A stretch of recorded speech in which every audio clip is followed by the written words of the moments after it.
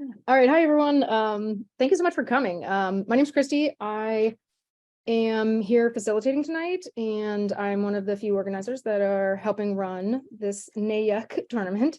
I am the executive director at Pittsburgh Ultimate. I'm the president of PA Ultimate. I'm a coach at Pitt. But tonight I am here as Christy, a friend of these wonderful folks and a helping hand mostly. We're really excited to talk about this tournament. We have been talking internally a lot, and we are really excited to speak to other people about it. We have taken a lot of input from you all and a lot of other organizers and players and parents and coaches. So we're here to reveal some of the things that we've put into place. It is not too late for more input though. So we are hoping to hear ideas from y'all and basically get excited about, what your dream tournament looks like. And we're going to see what we can do to make that happen. I personally have had a blast working with this group, super awesome humans, as well as badass organizers. I've always dreamed of having like a bigger staff. I work usually in a 1 to 4 person staff at Pittsburgh. And it's been really, really rewarding having a group of awesome teammates for these projects. We all started working together through the National Ultimate Alliance.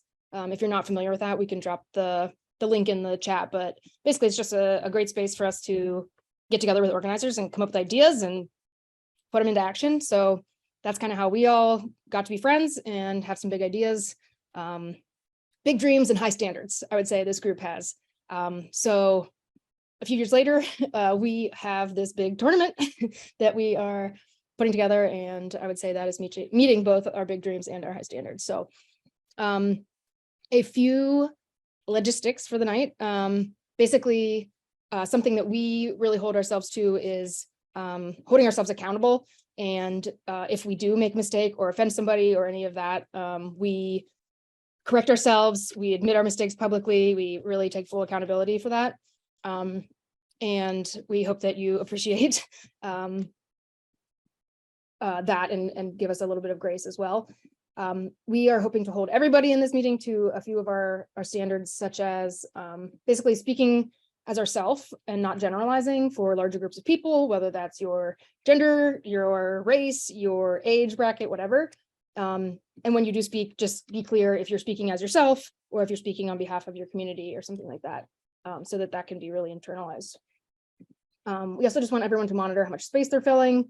When we ask questions, we want to make sure we maintain space for folks to answer, usually more than one person to answer that, so that we can get really full and complete answers. And then when we ask those questions, we hope that everybody has an open mind to what might come back, and don't assume what that answer will be. So there are a few of us here tonight that are going to basically act as like a panel. We're all going to sort of take a part of the event and get into the details. Feel free to ask questions at any time. If you don't know somebody's pronouns, please just use they, them. You can ask questions by raising your hand in the Zoom or putting it in the chat, and I will read those out when the time is appropriate. So the first person I'm going to pass it over is Jake McCain. Good evening, everyone.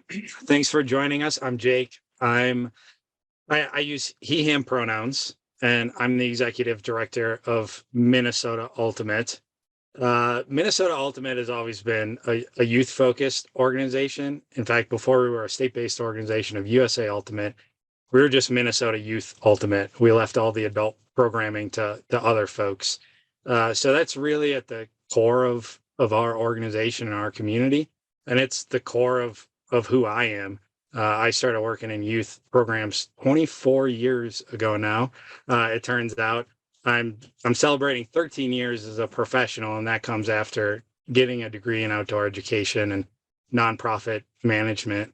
So, this is really youth development is kind of my life's work. And then specifically within Ultimate is where I'm going to spend my career and what I'm focused on, and really believe in the product and the sport and the ethos and all that sort of stuff. So, the reason Minnesota Ultimate and I are involved in NAYUC is we were really close with USA Ultimate for a long time. And our experience within youth programming in my education and working on all of the YCCs of the past, we kind of identified some deficiencies and pain points that were coming with both the affiliate network and YCC, and especially like how those are tied into one another and incentivized in kind of unorthodox ways, if you ask me. And we spent a few years starting in 2018 trying to identify those issues and work through it. And at the end of the day, that what I consider to be a good faith effort led us to the YCC event being moved out of Minnesota late last year. So, I think I and the Minnesota Ultimate Board, we always identified this as a potential outcome, but we thought that challenging the status quo and really pushing for a prioritization of Youth Ultimate was worth it. And then when YCC was moved, the discussion that I've talked to many of you before NAYUC was even a tournament. Lots of folks wanted to get my opinion on things and what what Minnesota Ultimate was going to do. So I think those conversations evolved with a few other organizers, and we realized that we could raise the bar and we could push forward and we could provide more opportunities for folks to get a really cool summer experience and hopefully leverage that into more stuff down the road. So that's what gets me excited about this event and this group and what this conversation can spin itself into in the future here. So that's why I'm involved in NAYUC and who I am. For the event in specific, I'm kind of taking the lead on the local on the ground stuff, facilities, accommodations. I'm working with Christy in specific on the player and coach experience and bringing in sponsors and cool event partners. And I'll have the opportunity later to share some of that. But our next person to get introduced here is Jude. So I can kick it over to him. Hey, I'm Jude. I am the executive director, pardon me, of Dis Northwest in Seattle. And I'm really excited to be a part of this group of folks who are dedicated and like deeply invested in creating positive experiences for Youth Ultimate athletes. It's inspiring every time I sit down with these folks and chat with them. We are, what I love about working with this group is that each of us come to the table with very different experiences. We represent different communities with lots of different backgrounds and experiences, and at different places in the maturation of our Frisbee organizations. And so every time I sit down with and talk about folks, I learn something new, because it's not the experience that Dis Northwest has had. And so I learn about new barriers, and then we just sit and chat and talk about, well, how do we fix that? How do we make that better?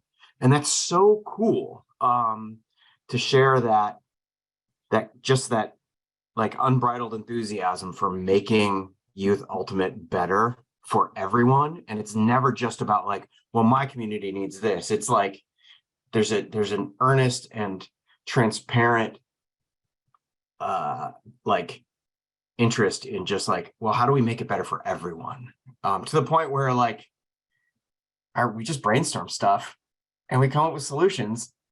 And it's every time we sit down and chat, I learn more, I become a better organizer, and our event becomes a better potential event. So really stoked to be here chatting about this awesome event. And I actually don't remember who I'm supposed to pass to next. Sarah. All right. I am Sarah Lazenby. I use she, her pronouns.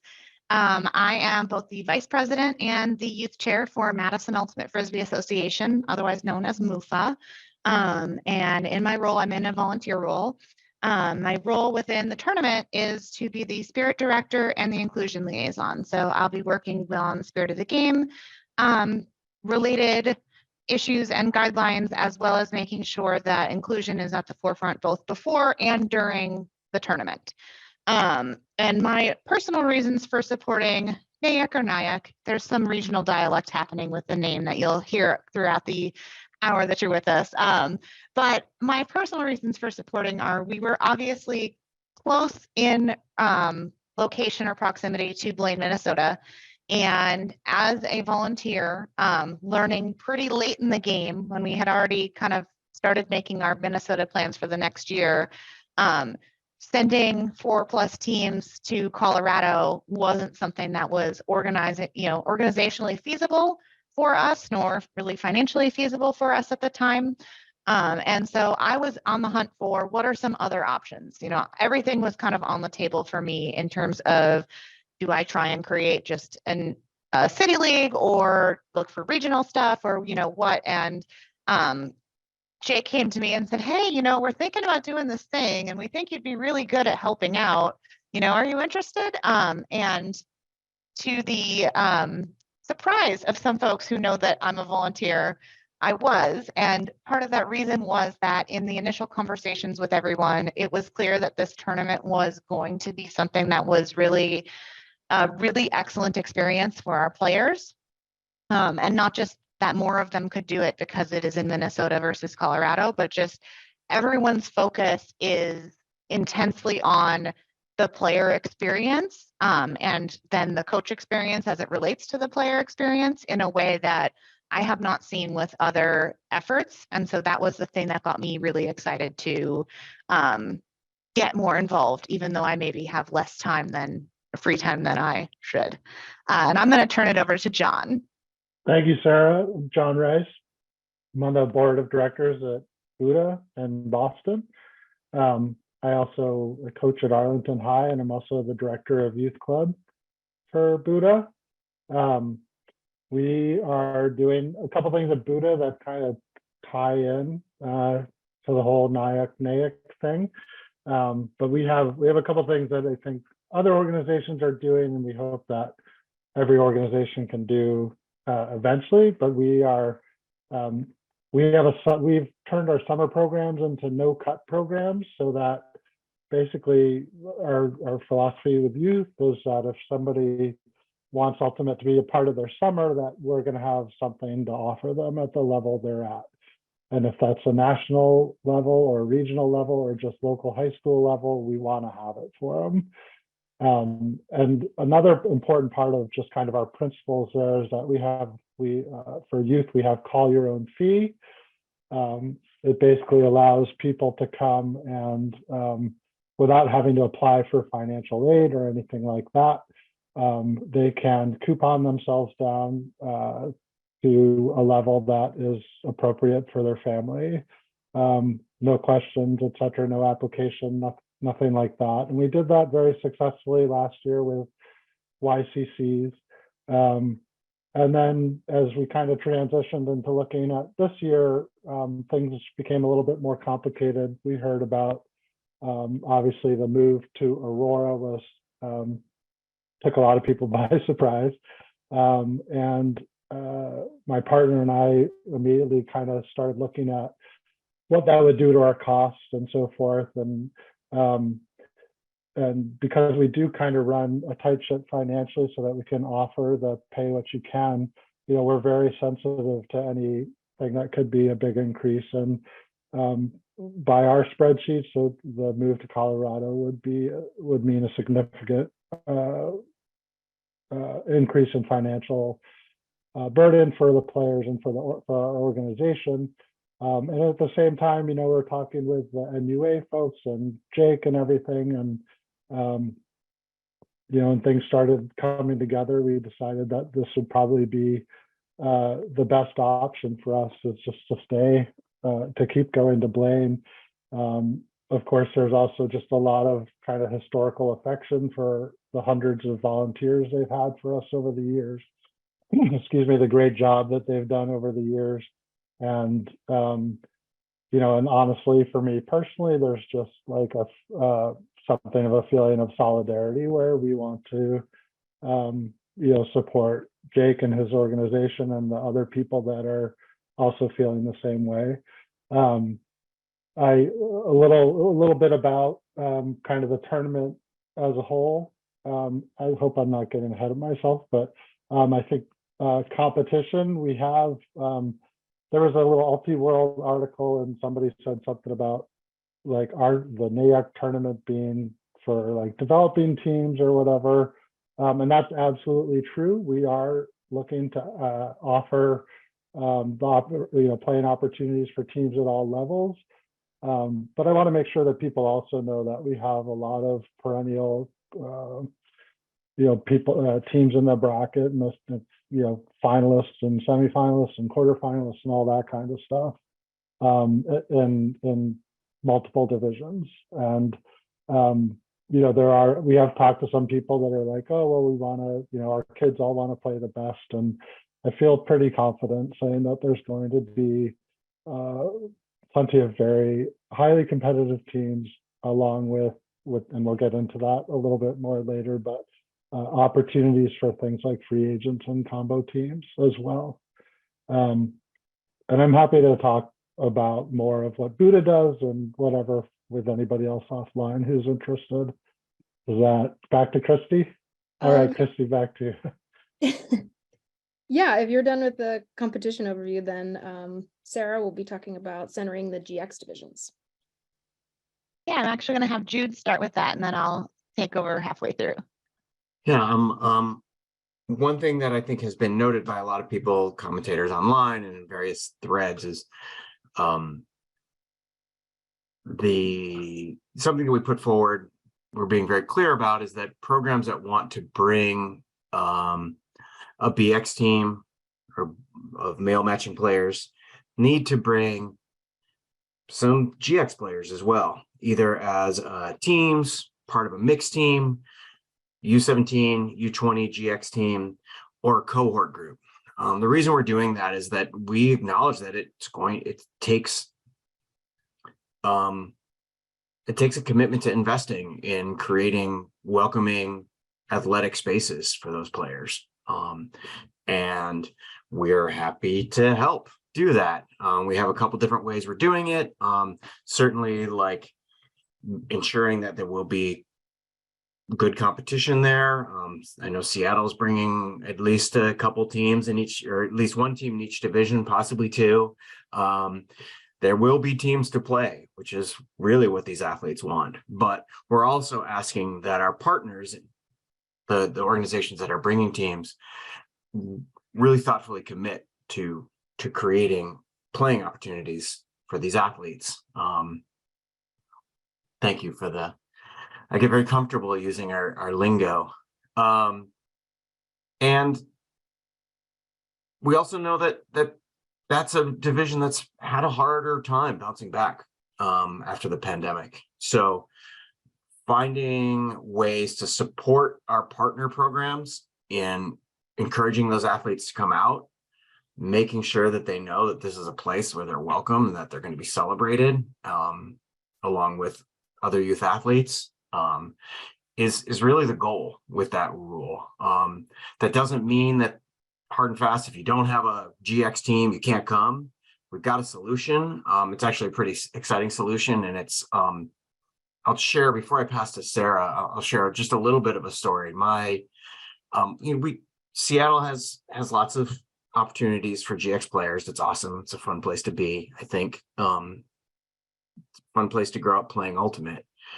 But there's just only so many spots, right? When we're putting together YCC teams. A few years ago, when my daughter was 12, not really surprising, she didn't make the YCC team, the U17 team. She was 12. I think said she was really good, but whatever.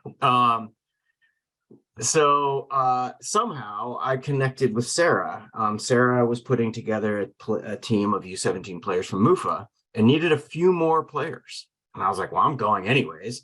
I can bring my daughter, and I know she's got a couple friends who are going if you need a few more.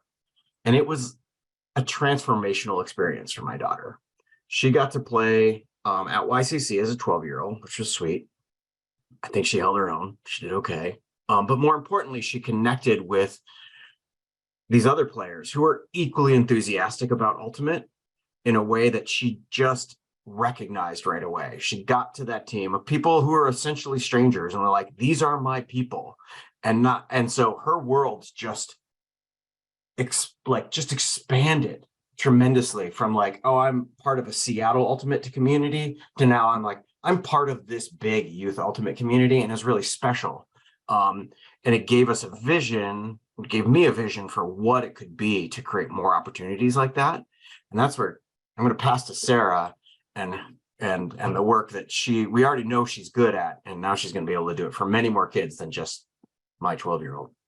Yeah, so Madison is sort of in an interesting spot where we're definitely a growing youth ultimate community, and we're maybe a few years behind some of the most established youth ultimate communities around the country. And so we were also especially impacted by the pandemic in terms of our GX or girl matching athletes in playing just recreationally, but also for youth club. And so, when we talked about having a commitment to bringing GX players, I wanted a way to make that accessible for communities that maybe didn't have the numbers of a Seattle or a Minnesota. And the way that we're doing that and that we settled on is through two things called co-op and free agency. So co-op is very similar to what Jude described, in that communities can have small clusters or pods of players that we will then help pair with other pods to form complete teams. And the type of support that we'll supply for that is we're going to help you find those connections. We're going to get folks set up with some pre-tournament communication in terms of a Discord or, a GroupMe or whatever, so that those players can start to chat and get to know each other. Breakmark, our apparel sponsor, has graciously agreed to cover uniforms for our co-op teams. And so uniforms are free for those players. And we will have some support in terms of coaching from local Minnesota community members during the tournament weekend. So we're trying to make it where, yes, you are maybe in these smaller pods over the summer and maybe doing some small-sided stuff within your community, but you're building those seeds to come together and have this really fun tournament experience. And so that would be one option for communities that maybe have a smaller number of GX division players where they don't have enough to bring a mixed team, or they don't have enough to bring a full GX team, but they still have some core group of players who want to come to Minnesota and have a good time. And then beyond that, we're also doing free agency, which is where a player can sign up for the tournament and we will help pair them with a team that they can play on at the tournament. Again, this is designed to help those from smaller communities sort of have some momentum towards youth club play. So if you have a talented young athlete in your community who wants to come out and play, but you don't have the resources or the numbers for a full team, they can choose to come, and we'll make sure that they have a good experience as well. And so we'll do that co-op for both GX divisions or BX divisions. If you have some pod of people who want to come play, we will figure out how to piece those together and help them make a cohesive team. And again, as Jude mentioned, that's something that Madison has been able to do on a couple of different instances with other communities. And every time our players have thought that that was a really transformational and fun and sort of, again, this broader connection to the ultimate community experience. And I think I am sending it back to Jude to talk about how we'll make the tournament financially equitable.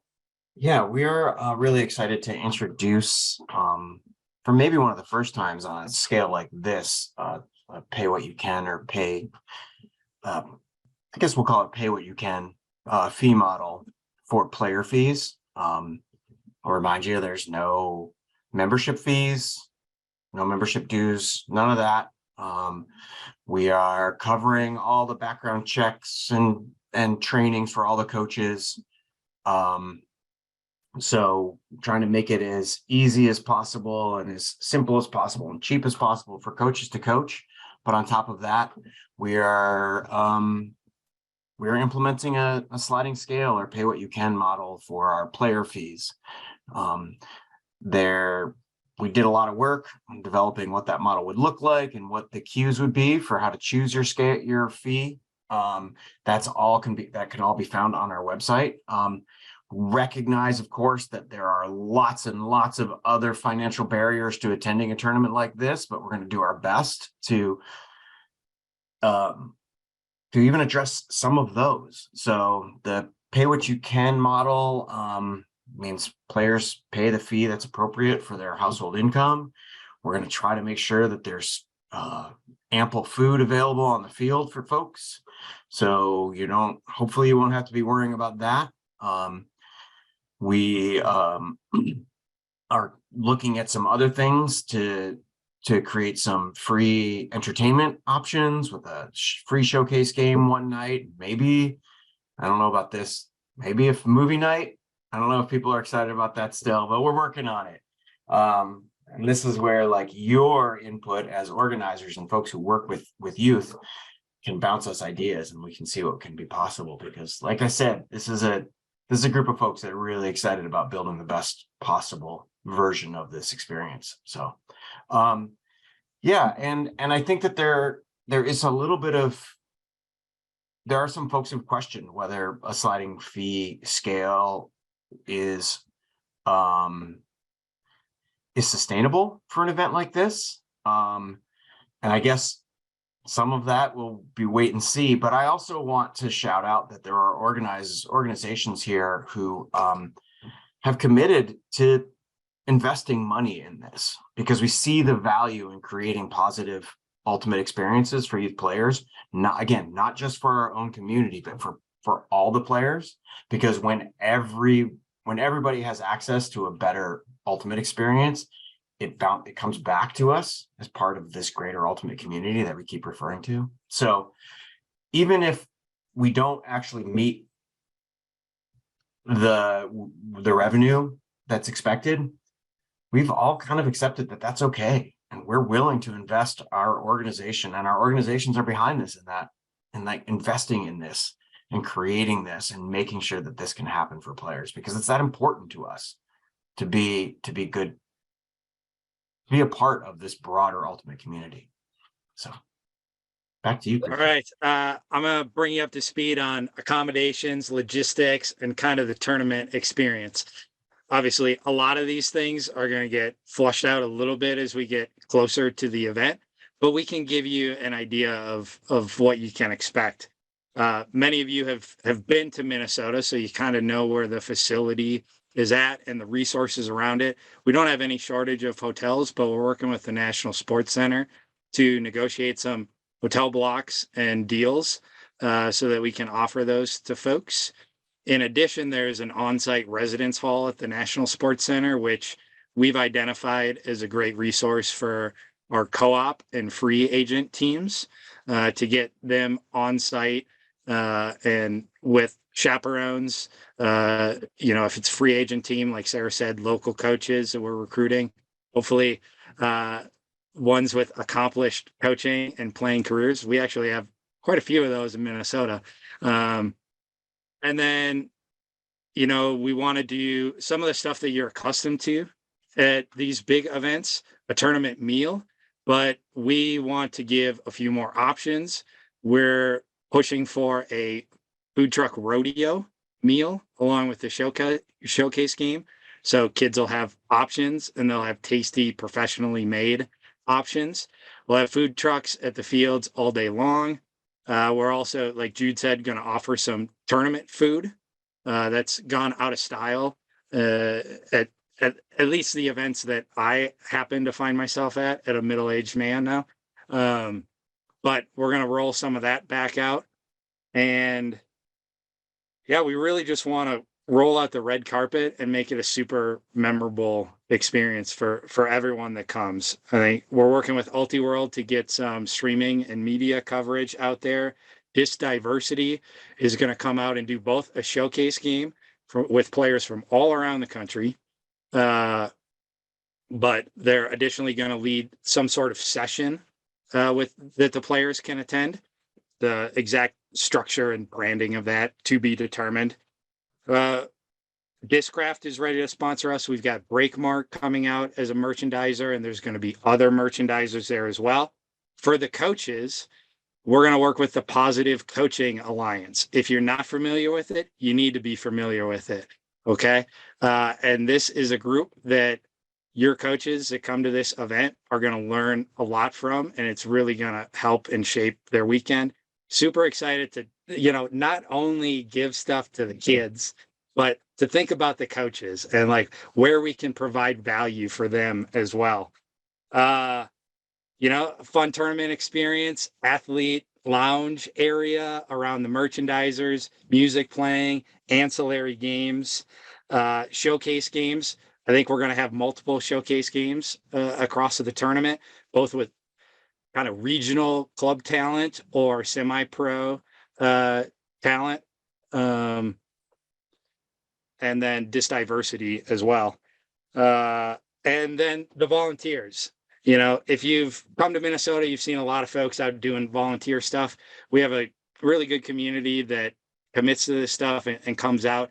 I think what I'm most excited about from the volunteer side of things is the events that we've helped host in Minnesota previously. We've had a limited agency and a narrow focus for our volunteers. And I think now that that's unbridled, there's a whole bunch of like really awesome things that we can try. I'm interested in getting volunteers out in the parking lot so that you're not going into a parking lot that doesn't have any space to turn around, let alone spaces to park. Make the logistics of the event a little easier. We're not going to shuttle your athletes, but if you have some older fans with mobility issues, we're going to have enough golf carts to get them out to the field. So that they can watch who they're there to watch. And then in our most recent team meeting last week, we had this great idea, which I'm so excited about. Someone suggested that we were talking about check-in and how we're going to facilitate that and just what a burden it is to be there a night early and to carry all that equipment and stuff. We're going to do field side team check-in and player pack distribution. So if you're on field 14 for the first round, you go to field 14. We're going to find you and we're going to give you the stuff that you need, and we're going to get whatever we're requiring from you at that time. So, I think these are some of the things that we've brainstormed, and we've brainstormed a lot of other things as well that we're just not in a position to share yet. But I want to harken back to what Christy said at the beginning. If you want to get involved in this event or pushing the future of Youth Club Ultimate in the nation, or just find yourself in a virtual room like this with organizers from around the country to brainstorm about stuff through the NUA, the National Ultimate Alliance. There's groups getting together, and there's room at every level of this for folks that are aligned with it and for folks that want to challenge it and bring new ideas and push the conversation forward. So I think we're here talking about a tournament tonight, but I want to impress upon everyone on this call that like my commitment to this tournament initiative division does not end with this event, and it doesn't end at this year. So if it doesn't work out for your teams to come to Minnesota this year, like we're all going to be understanding of that.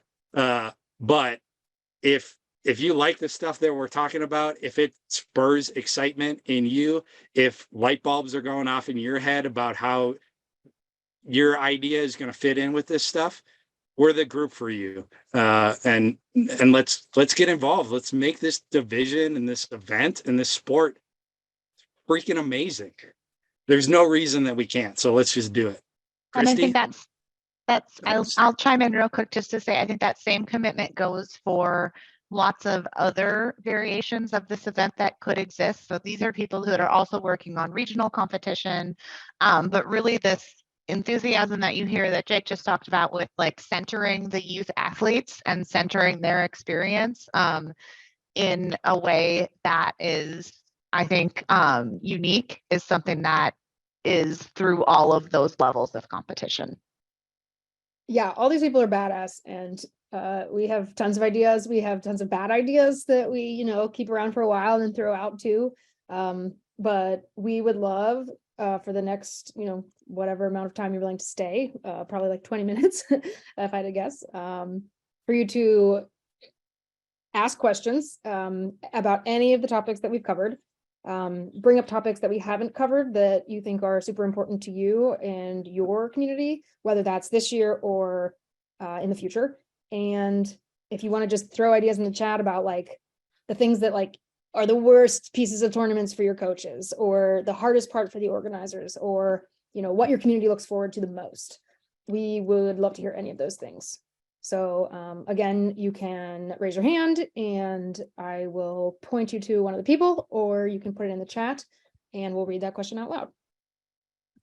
While we're waiting, I can just say that just based on the team commitments that we already have from this room, every division has at least enough for round robin format and having that be a viable tournament, but we anticipate that all of them will get to the point of having the more traditional pool play and bracket play structure. I wondered if I could say something. Just from my perspective, I'm a parent and a former player. Well, I guess a current player, but once a player, always one.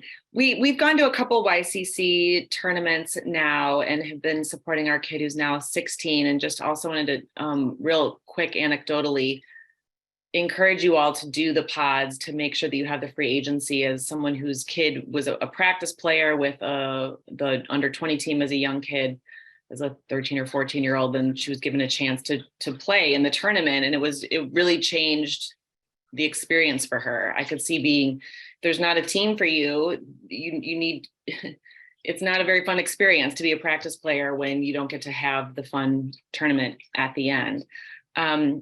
From a parent perspective, I feel like the tournament that can be successful there is going to do a better job of communicating with the parents, which I know usually falls on the coaches or the captains.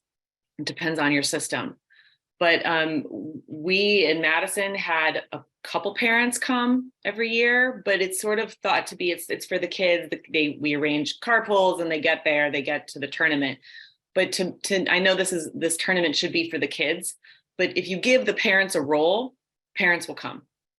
And so you had me at food trucks, first of all. So I don't know if it's a survey, we've all been to all the restaurants that are all surrounding that facility. Best banh mi ever, by the way.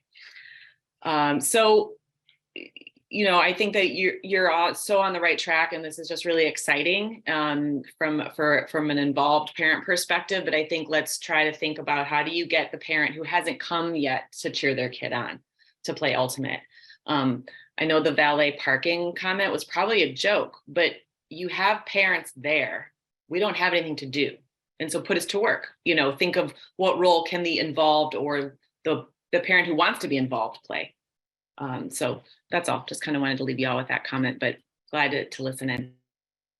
Yeah, thank you. Jude? Yeah, I wanted to echo one thing that I really appreciated that Allison said, where you wanted to center the youth athlete. And I think that that's something that we've said a lot, but I want to make it very plain that that's absolutely a goal here.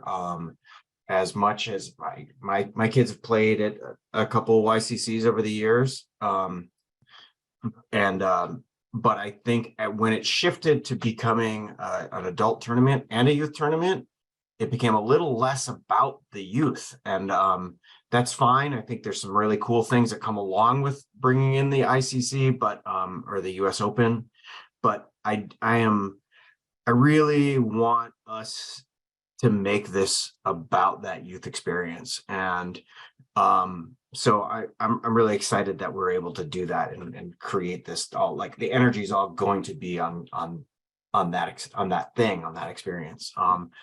But I think the communication thing is really valuable. I saw somebody in the chat, one of my fellow organizers mentioned like, well, we have staff, and I want to remind you that like we're really like this. We represent a bunch of organizations with staff who are committed to doing this. So it's not just me as the ED of Dis Northwest that's committed to making this happen. We have a staff of 7 and maybe it's 8 now full-time staff. I should figure that out. But we have a communications director that's going to be handling all of that stuff. We have a community engagement person who's actually going to be kind of like working on capturing that moment while we're there and working with photographers to make sure that those memories are saved forever. We have folks who, oh, there's Lorenzo's here. Yay. We have, and then every organization is committed staff members to making this happen. So I think you're going to see a very well organized event, because we all have experience running sweet events together, like on our own, and you bring our like superpowers together. This is going to be dope. So I saw a question about the weekend, the dates. And I want to start by saying this is why we should have reached out to California earlier. I acknowledge we missed the memo on what the California school start date was. So I'm sorry, and that's something that we can improve on in the future. We'd love to see California teams come out here, but we also recognize that we chose an unfortunate date. We got to own that. How we chose that date, Jake, I don't remember actually how we landed on that date. Yeah, so obviously the National Sports Center is available the weekend before. So this event could have gone there. I think we're sensitive to school starting, not only for outgoing seniors, but different places around the country. And we also understand that most communities have established local programming that goes into June. So, I think that this is a youth club discussion going forward, is like, is this the best place for these types of events, whether it's NAYUC, YCC, or something else. But we wanted to get it in the summer with as much summer as we could, avoid direct conflicts, and then get it early enough that it didn't affect too many outgoing seniors and communities with schools. So we settled on 1 week later. That's how we got there. What's also cool is that we all agree that the planning that goes into something like this, especially national travel, we all want this timeline to be longer, right? We would all love to have had this information way sooner. As we've discussed, like USA Ultimate changed their stuff a little late, and then, discussions following that sort of prompted this. So the ability to come together and pull this off in such a small timeline is really only possible because Dis Northwest and Minnesota Ultimate are so willing to dump their resources into it. And then, you just have people who like those groups, I guess, like me and Sarah and John. But moving forward, we all are very aware of the timelines for not only knowing a tournament, but also, what it takes to get to a tournament like this. Yeah, and I think it's always a balancing act on what's the correct summer youth club timeline. As someone who lives in the Midwest, where we don't really get on fields before April, or in a very, very bad year, May, having some time where our teams can form and practice before going to a tournament is really important. And our high school season is also in the spring, which puts some constraints on our athletes' time as well. So I think it's a balancing act of, there are all of these different considerations that aren't the same for every single community, but it's not as though we are wed to the second weekend in August always being a date for this tournament. That's a discussion point. Or Minnesota is the destination, to be fair. I think, should this event continue, that's something that we're going to have to discuss, because I definitely recognize that in some ways, Minnesota really benefits from this. There's, YCC for all those years and NAYUC now. There's a lot of labor that goes into that from the community. So it's a benefit and burden thing. But, whatever makes the most sense for Youth Club Ultimate, if that's events that move around the nation or if it's stationary that can be planned on and depended on and consistent, but whatever we want, whatever the market dictates and decides is where I'm at. Do any of the organizations present have any, what's your biggest hesitation or your biggest question going into things this year or next year? So this is Chris. I'm in the DC area. I would say that second, just like California, that second week, that's when a lot of our U20 players may be going to colleges. I don't know what school they are into or anything like that. And a lot of the fall sports have tryouts that week. And to miss 3 days of fall sports, I just know that's tough. So just the logistics side of it, it sounds awesome, but that's kind of one of just the logistics part pulling back. I have two responses. One is nice and one is snarky, but you mean fall high school sports, right? Fall high school sports, yes. And but college, kids going to college, their freshman orientation. Gotcha. Or move in or whatever they do. Gotcha. Go snark. What's the snark? Well, it's just that, why are they not playing Frisbee all year? I agree with that comment, Christy. You're preaching to the choir here. All good. Well, we don't have to stay on if folks don't have questions. I believe that. I had two questions actually that were probably more suggestions than questions. But anyway, my first question is over the years talking to players about these tournaments, high school national invite, YCCs, those kinds of tournaments, asking when you're asking them about like what their favorite parts are and stuff like that, a lot of the times they surprise me in terms of like what they talk about or what they found most exciting about them. So in organizing this tournament, have you taken much player input in terms of like what they would like to see from this kind of tournament? Jake? So from a Minnesota perspective, I think anecdotally, I've been fortunate enough to coach one of our youth teams the last few years. And then being the director, I've got a lot of youth contacts. So there's a lot of communication between parents and players that I've coached previously and are kind of in the pipeline now, both back in November when YCC news came out and continuing throughout the winter. And that's something that I asked, a lot of folks, because most of the communication was, okay, Jake, what's next?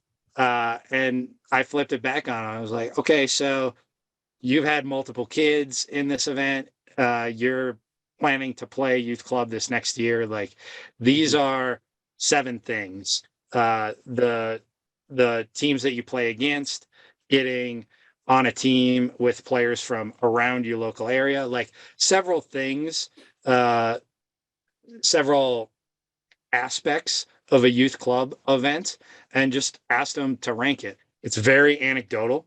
I don't have any statistics to share, but the playing with new people and knowing that they had the chance to play against some of the best players from around the country, and then just interacting with kids and players and teams that they wouldn't otherwise, were very consistently at the top of that list.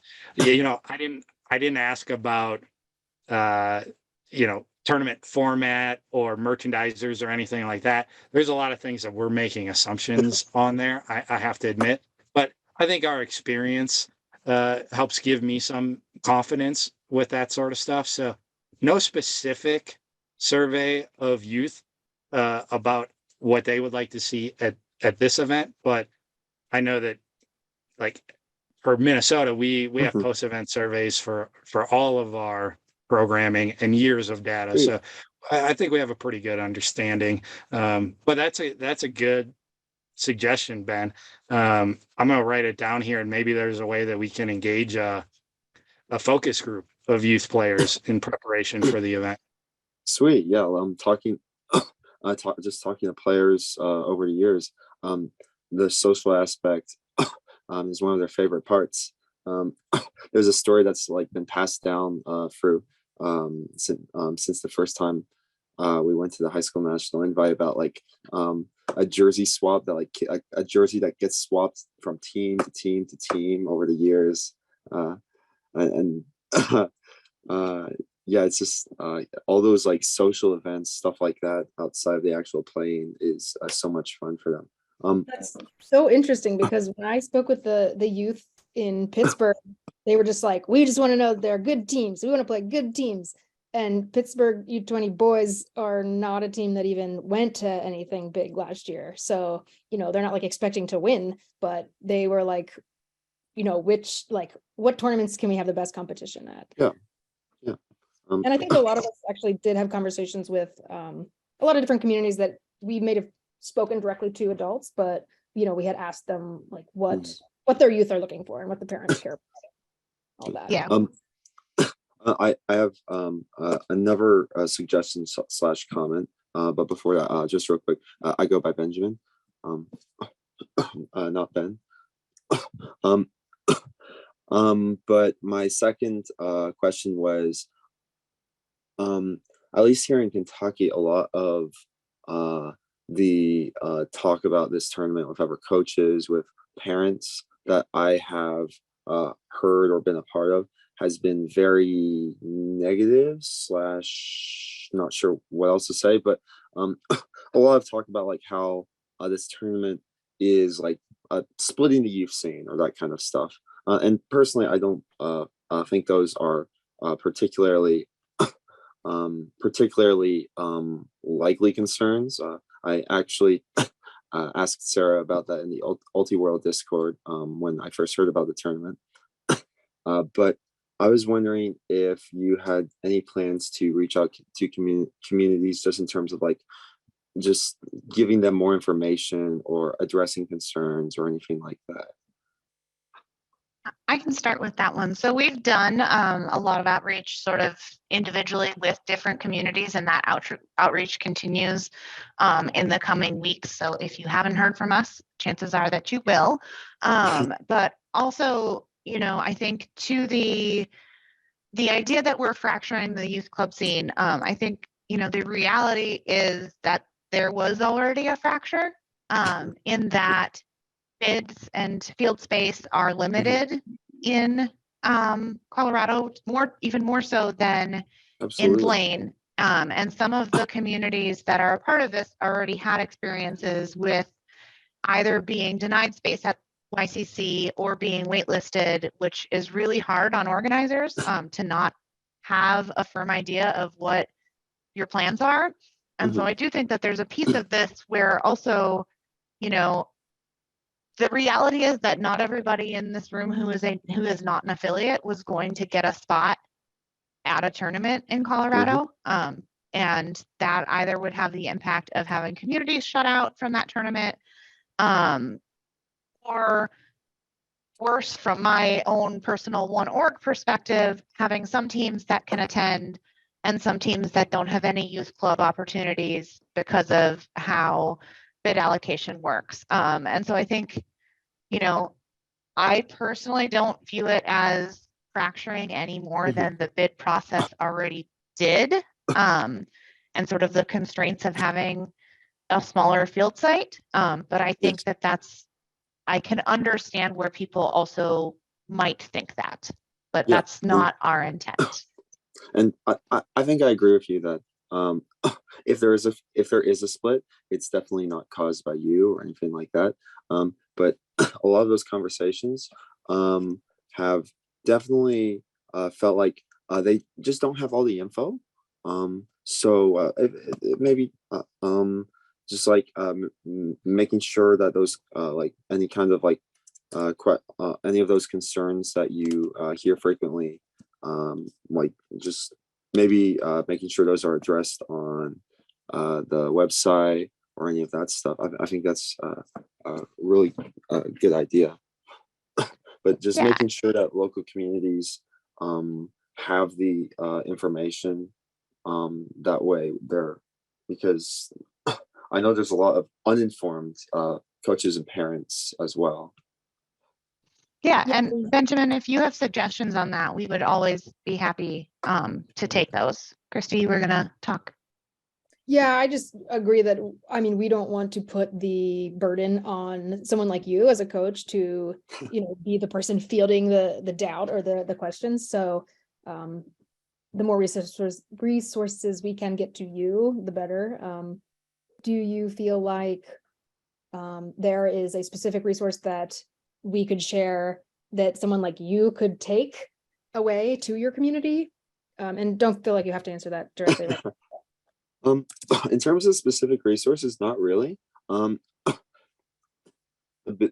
the biggest thing for me is just opportunities to see that there are real people behind this. Stuff like this, stuff like the conversations happening that that have happened in, say, the Ulti-World Discord, or I don't know what conversations you've had with individual communities, stuff with like that. But just getting those interactions, seeing that how much you all care, has made me excited about this. I have no idea what Kentucky plans to do this summer. We'll see, but it's made me really excited to see the future of this and the future of what you all have in store. So thank you for all of that. Yeah, and if you want to help us or work with us or inspire us at any time, you let us know. Even if you just want to, if you want to just join in, sorry, Benjamin, to some of our organizer meetings or smaller groups, I think you'd probably be more than welcome, because we are trying. I love how plugged in you are with your players, and yeah, I'll just add that on top of coaching and my final year of college and everything else. Don't worry. yeah, spend all your time on Ultimate. That's the way to do it. I do think too, like we have been intentional about avoiding kind of a YCC versus NAYUC, vibe, I guess, in our communications, in that everybody's going to make a choice that works for them and their communities. And we do all see value in YCC, and we think that we're doing something really cool. And we don't begrudge any community or team for making a particular decision. And I think it's also reflective of that our focus wasn't doing something anti-YCC or anti-USAU. It was really more about like, what could we do in this space over here, as opposed to an us versus them dynamic. Awesome. This has been a really good review for me to remember all the cool things that we're doing. And it's really great to see some faces. I jokingly at the beginning was like, maybe no one will come. But it's really great to see some people. It's like Benjamin said, it's nice to see that there are real people involved. And for us, it's the same, right? Like, we're not dealing with an org, we're working with humans that also care and are spending their Monday night with us. So thank you for all of your time. If you have further questions, you can always email us. We will certainly send out this recording and some notes, along with any updates we have as we go. And we'll answer your questions as best we can. So thanks for coming. Have a good night. And hopefully we'll talk to you really soon. Really soon.